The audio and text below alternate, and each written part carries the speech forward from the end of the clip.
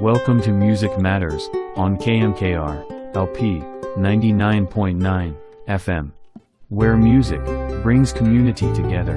And now your host, Tyler Woods. Hi, this is Tyler Woods, and you're listening to KMKR LP 99.9 FM Tucson, and this is Music Matters. And today I'm very excited because I've got a different kind of musician in the studio.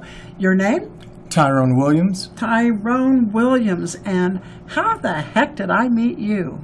Well, we were performing with Connie and Connie who? Connie Brannock. Connie Brannock. Gosh, I happen to know her real well. Yeah, a lot of people know Connie Brannock, and she knows a lot of people. Yeah, it's helpful. And so you play in her band? Yes. One of the many? Yeah, one of the many. I played with her in Mama Sings Jazz, and also Little House of Funk. Oh, so you're Little House of Funk and Mama Sings Jazz? Yes. And what do you play? Primarily keyboards and sax and vocals. I have seen you on sax, and I will tell you, a few weeks ago, I had my shorts blown off by you. You play sax. It's a tenor sax, isn't it? No, that one is a soprano. That you saw me okay, play. it was a soprano sax. Yeah, soprano sax. Looked a lot different. It almost looked like a clarinet. Yeah, A lot of people call it a clarinet. A clarinet. I've never seen a gold clarinet, they say. Yeah, that's because it's not a clarinet. Right. And you also do music in another venue. What is that? I'm also a worship pastor at a church called Horizon Church of Tucson, and I play keys and lead worship there. Okay, so you do keyboards at the church, and I hear that you're very active with that. Yes, ma'am, I am. Awesome. That's awesome. So we could assume you're a good man. Yes. Good. Yes, Good, I would say so. Yeah, well, and you don't see that a lot with musicians, that people who really live a wholesome, good lifestyle. Right. And this, it's a tough. The music business is tough. It's a tough business. And yes, and we're around. I mean, my biggest thing I don't like about being a musician is I'm a recovering alcoholic, 30 years sober, so I just don't like being in bars. Gotcha. Yeah. But that's where I have to play. Right. Well, I choose to play. Choose to play. Right. And does that affect you at all? No, it doesn't. When I met you, I told you I have a story. I have several stories. I want to hear your story. And that's one of them. I grew up in church. And so when I graduated, I went to the Duke Ellington School of Performing Arts in Washington, D.C. Wow. Yeah, awesome school, awesome experience.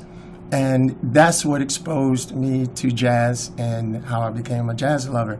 However, I allowed my mother to talk me into going to college as a computer science major.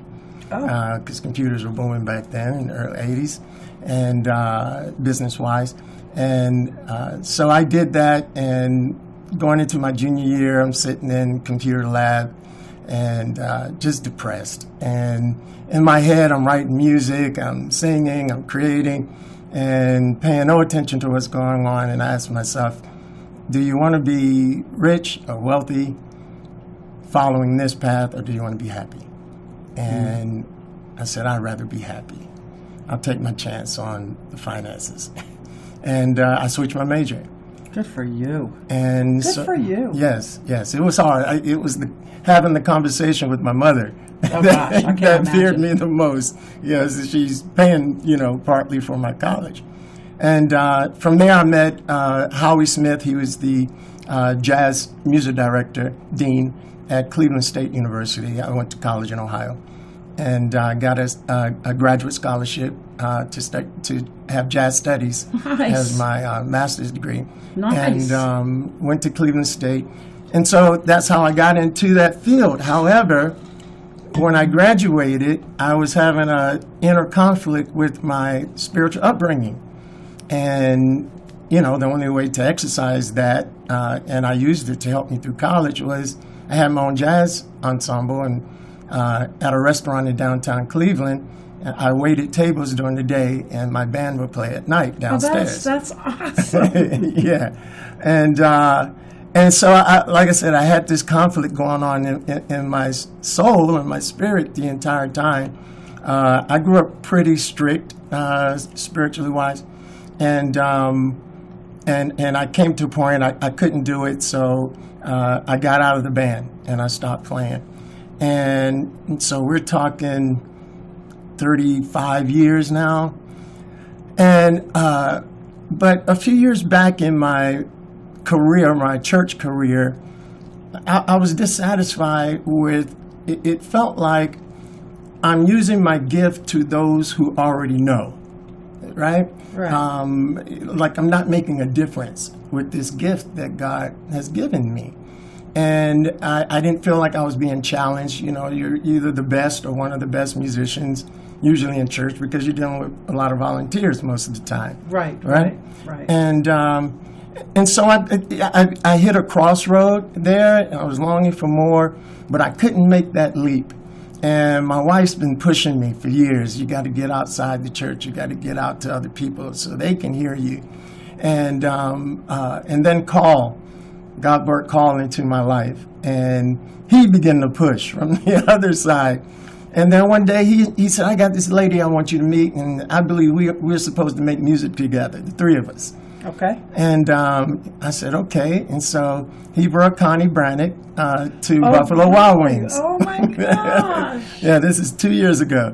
And I sat there across from her and just fell in love with her instantly. And, this is our first time meeting one another.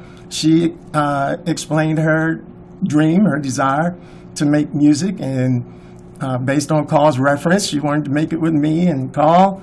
And at the time, I didn't know about Gary Love, and he's the other piece, The other sax, yeah. And I said yes. I said yes. I said, okay, it's time. Aren't you glad? Tyler, it's the best decision I ever could have made. It is a tremendous blessing. Well, let's take a moment because we're in here, and let's listen to how good you are on your sax. All right. All right.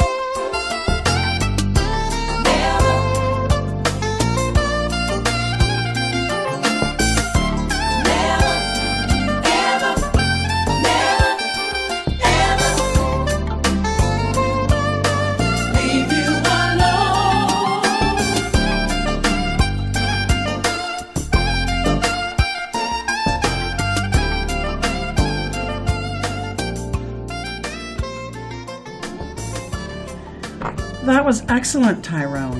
What Thank you, was the name Tyra. of that song? That was With You. With You. That's the title track for my second CD. Your second CD. Yes. Did you record with Connie too on her Woman on the Bus? Yes, I did. I was Good. her vocal coach, and I also did vocals Yeah. with her. And boy, you are just. I am blown away too by your keyboard playing. Oh, thank So, you, Tyler. I mean, my eye was on you more than Connie at that show because it was just like, and I kept whispering over to people, like, who is that guy? Who is that guy? And then on break, I'm like, Connie, who is that guy? And she goes, that's Tyrone. You ought to interview him. She said that. I think so. Everybody says I ought to interview everybody. Got you, So, right, you know, right. it's- Right. Okay, so you are now changing your life. You know, serendipity, the universe put Connie in your life. You're playing this thing. How was it to get out there and do that? It a was great story. Yeah, for me, it was, I dealt with a little fear at first. One, not being known in the city in that genre, first of all. And then having the trust that I could do it. You know, musically, theory is my favorite subject, so I approach everything from that point in terms of understanding. And so, but not playing in a jazz group or, you know, a combo, quartet, things like that. For years, since, you know, grad school, that had a little trepidation entering that. But I had Carl's complete trust, Connie's complete trust. And so at that point, it was a matter of relearning the repertoire. And you understand what I'm saying? Getting songs into my system. And so I just use what I understand about theory and my experience from church. You know, church music and jazz is very close in a lot of ways. Yeah, at least our style of church music. And applied what I had and trusted God to fill in the blanks. Yeah, I have to come to your church sometime and hear your choir. I can't imagine. I just love that. I love that. Tyrone, any difficulties with music with you? Have you run across anything that you said, oh man, I need to rethink this? In terms of environment and where we do what we do? Yeah, in terms of Tucson, in terms of being a musician, in terms of anything. No, I can't say I have. I'm aware of like what you spoke to me earlier about, you know, about being in certain places that cause a challenge to maybe issues you have or have had. And so I'm aware of those walking in. So I go in prepared spiritually, you know, my mind and everything, and see it for. See, my perspective is it's a gig, yes, musically, but I come more so from a spiritual, still from a spiritual perspective in the sense that I'm sharing my gift, and my gift is like a light that attracts others to it. Shall we sing it? This little light of mine, I'm gonna let it shine. I love that song. And actually, I have a ukulele group. It's a nonprofit. We teach people to play, and that's one of our songs. Is it? Because I mean, music is light. Yeah, it is. Yes, it is. And so that's my mantra. That's the focus that I go to each gig with. I pray before each gig. I pray for Connie. I pray for the band. I meditate. Yeah, I meditate before a gig. Right. And I think that's important that musicians have something in their pocket. Yeah. You know, I remember I was telling you about a musical first aid kit. First aid kit, yeah. Well, there's also our emotional first aid kit, which is mind, body, spirit. Right. Which is, you know, I mean, if you pray, pray. If you meditate, meditate. Breathing, whatever it takes to calm you so you feel like, because, you know, you never know what you're going to get in the audience. Right. You don't know if you're Exactly. going to get hecklers, if you're Right. going to get this. Yeah. Most of Tucson audiences, I find, are pretty kind. Yeah, I would agree. You know, I would agree. I haven't run into anything that was maybe a couple drunks here and there. But if that's as bad as it gets, I'm so grateful. Right. So let's talk gratitude. Gratitude. What are you grateful for as a musician? I'm grateful, number one, to be a musician. I'm grateful that I had the courage to make that decision my junior year in college. That was taking a leap of faith. A huge leap of faith. Mm-hmm. You know, I knew I wanted to get married, have a family. I had no idea You have kids? Yes, I have 3 boys. And how long have you been married for? 31 years next Tuesday. No, next Tuesday. Next but Tuesday. Who's counting? 31 years and 3 boys. 31 years and 3 boys. Your boys interested in music? Yes, ma'am, but football was their number one love. And that was the challenge. And so early on, I raised them up in music. Each one of them has a particular discipline that they were attracted to musically. But when they got to the age of sports, to play sports these days is a commitment in itself. And to grow musically, that's a commitment too. You got to practice to get better. And so I didn't want to force them into something because that's what I did, or that's what I wanted them to do. I figured I took the chance. I would let them do what they naturally have love for, and music is such a powerful force. And my guess was correct. I figured they would come back to it on the other side of football. Sure. And that's what's happening. What's your oldest? How old's your oldest? My oldest is 27, and dude, you look like you're 35 years old. Yes, ma'am. Thank you. I just dropped 40 pounds myself from keto. Did you? So, yes, ma'am. Yeah, you look fine. This guy does different. not look. You'll see the picture that we take of him, and he does not be looking. How old are you? 54. You don't look 54. Thank you, Tyler. 54. Thank you. Gosh, I had someone the other day tell me they were 75, and I thought they were maybe 60 tops. Yes, yeah. I'm not a good character of judging. So there's gratitude with music, and you were talking about your boys in football, and eventually they come back. And I think maybe it's gratitude that brings us back to what we're really supposed to be doing. Yeah, yeah. I end my show with Walk in Peace, and you had said, I'll talk to you about that Walk in Peace thing. And I think the best thing I can say about Walk in Peace is about gratitude and love, and kindness. Right. And if we rise above and stay in that love, that kindness, and that gratitude, everything in life's a little bit easier. Yeah. And a whole lot more loving. Yeah. And I would add stillness to that list. I'm a meditator. So, I find people so distracted and so driven. We don't walk a conscience path anymore. Right, exactly. And I find that to be disrupting as a therapist, as a Buddhist, as a musician, right, and as a loving person. That people just aren't, I call it not in their feet. They're in their head. In their head, yeah. And we should be in our feet where energy comes and we're touching earth and walking in peace. Yes, yes. So, and as a musician, I find that it can be strenuous and stressful. Yes, it can be. Sound checks drive me insane half the time.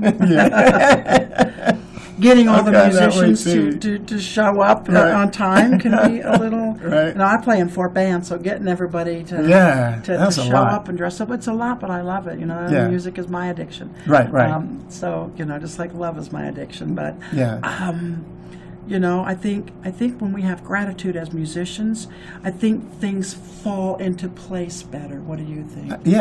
Absolutely. I mean, you're the man of the word. Yes. I mean, here you're a minister and a musician. Right. Which really doesn't go hand in hand in the music community. Kind of reminds me of Al Green, Reverend Al Green, really. Because this guy, I'd like to go sit in his church sometime and listen to his choir. I liken myself to King David. In the Bible. He was a musician. Yeah. And he was God's man. Yeah. A man after God's heart. That's great. And so I did and still do a lot of reading on him. Good. And how he used music as we understand it, in the Old Testament. Music is just a healer, period. Yes. I And it assign speaks. it to. It speaks. It has 1,001 Yes, languages. languages. Yes. Yeah. I think that's the And most powerful you don't need force. words. No, you don't. You don't. I was listening to some of your stuff when you sent it. It's like, you don't need words. No. I mean, I had goosebumps listening to them. When I get these goosebumps that fall off into one big glom on the floor, Right, because right, I've right. got so many goosebumps, and listening to your sax was that way. Oh, thank you. Jazz. So you picked jazz. Mm-hmm. Well, Well, let's I play- started classically as well. That was my did you do early classic? training. Was that with sax or Trumpet. with piano? Trumpet. Mm-hmm. So you play trumpet too. Yes, ma'am. What all do you play? Let's just get that out of the way. All the saxes, tenor, alto, soprano, trumpet, keyboards, little bass, and then tiny bit of guitar. Tiny bit. Yeah, Tiny and bit. trumpet. Right. And you're a killer singer. You know, I appreciate you that. That's- got a voice. That if I have fear about anything, is that. No. There's so many great singers. I so enjoyed it. Do Hey, you sing as well? I am a singer. Okay, I'll all right. give you a CD before you go. Okay, Yeah, awesome, yeah. awesome. Hey, so let's listen to some more of your stuff, shall we? Okay, all right. All right. What's this one going to be called? I think we should check out Sila. Sheila? Sila. This is Tyrone, and we're listening to his jazz piece called Sila. All Right.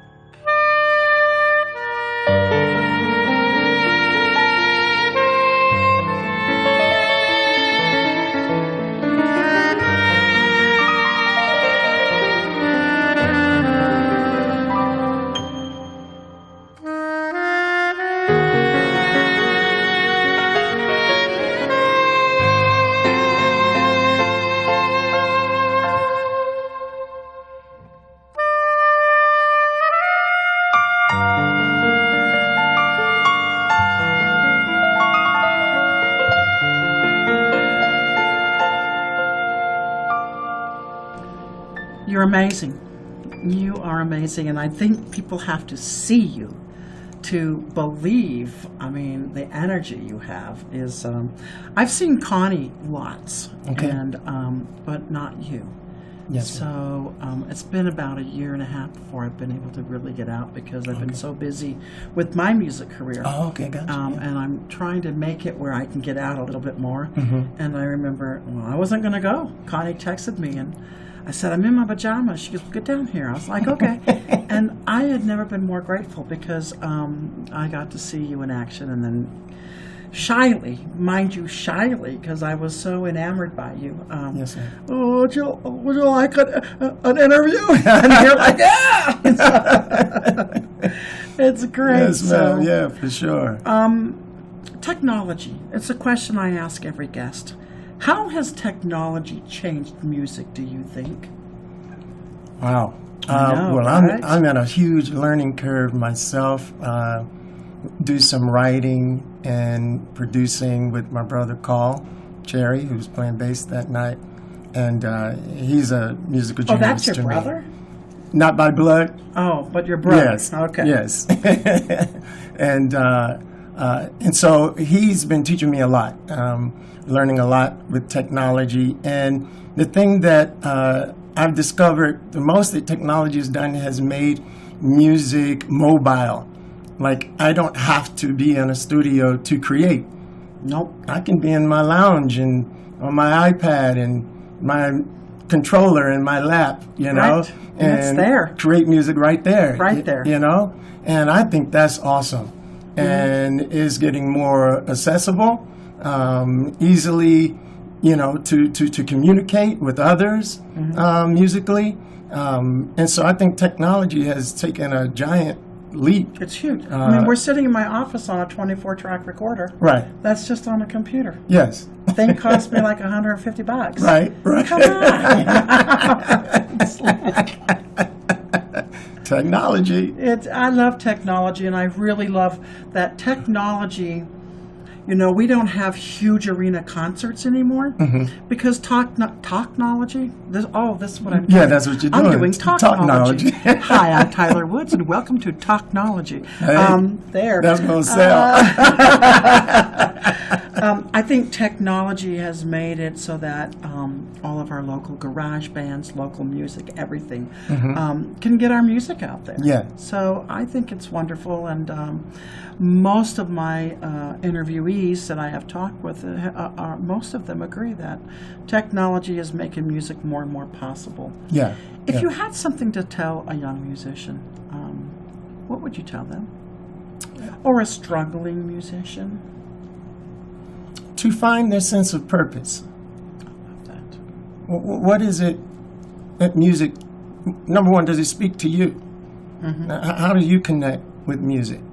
And then, what's your sense of purpose with it? What is it that you desire to do with it?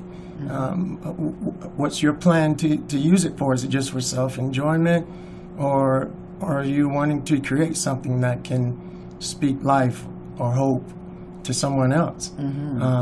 So I would say the number one thing is discover your purpose and what you plan to do with that gift and that power. Good. Yeah. Yeah.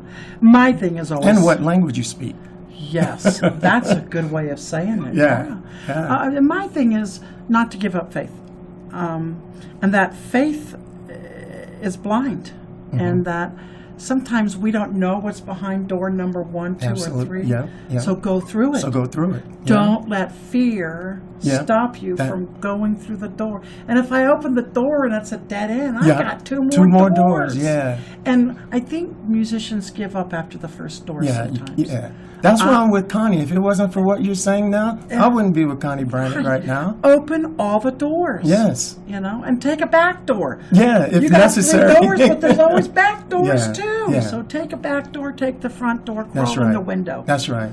You Don't know, stop knocking. Don't stop. And they say when one door closes, another one bunch. open. Yeah. I've noticed in my life when one door. I had a band breakup about a year ago. I thought it was the end of the world. Okay. And instead, it ended up being the beginning of a whole new career for me. Right. Where I'm actually enjoying music. I'm busier than I've ever been, and I performed more in the past year than I have in the past 10 years. Same here. So, you know, you wait for, sometimes we have to fall. Yeah. So we can get up strong. stronger, kind of like the phoenix. That's right. The bird, the phoenix. That's right. I tell people the end really shouldn't represent the end because life moves on, moves forward. The end is just another beginning. Totally. And that's in life and death. Absolutely. So absolutely. I'm all for what you're saying. Yeah. And it's an honor talking to you because I love musicians who have that touch of spirituality and not that hardness that well, you can really tell that they've had a hard life, you know, and that music is. That's why I went to, I was a musician as a profession, and though I always tell musicians when they go, "What's the one thing you should tell a musician?" Get a part-time job. That's right. Ain't that the truth? Or two. Get a job, and don't make music the thing that, like when I used to play for a living, I swear I would just stare at the clock. It felt like a job, and I felt like a jukebox. So now I don't get paid a whole lot, but I'm having the time of my life. Yeah, yeah. And I think it's important that we keep, because we're talking so much spirituality. And, I call myself a psycho-spiritualist because I believe, like depression, is really, there's a spiritual crisis going on. For sure.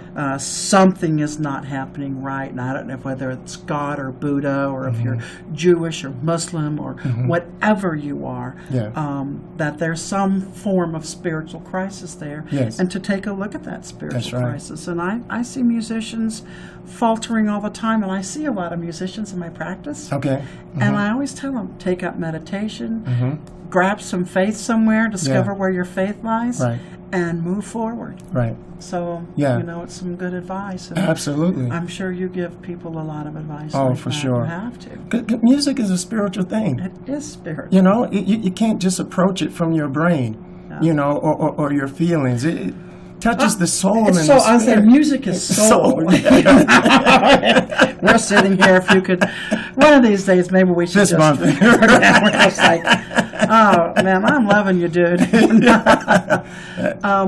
Thank you so much for being on the show. Oh, Tyler, thank you for asking. If people want to get a hold of you or check you out, how would they do that? Well, you can check online anytime Mama Sings Jazz. Mama Sings Jazz. Little House of Funk is Little House performing. of Funk. Then I'll be there. Uh-huh. And like I said, my church is Horizon Church. And you're the minister there? I'm the worship pastor there, so I'm assistant minister. Okay. Yes, ma'am. Cool. And we're located right now in Hendricks Elementary School on Orange Grove and Camino de la Tierra. So they can get a hold of you there. Yeah, 10 a.m. Sundays. And you consider yourself a jazz musician? Yes, ma'am. Say that 3 times. Jazz musician, jazz musician, jazz musician. I say it's kind of hard. Great sense of humor. I've loved having you. Will you come back and join me sometime? I sure will, Tyler. All right. Anytime you ask I me. think this is the beginning of us getting to know each other. Absolutely. All right. I Take agree. it easy, Tyrone. Okay, you do the same. I'm going to leave you guys with another song by Tyrone Williams, and this guy is great. If you get a chance to catch Connie Brannock in one of her bands, you've got to catch Tyrone.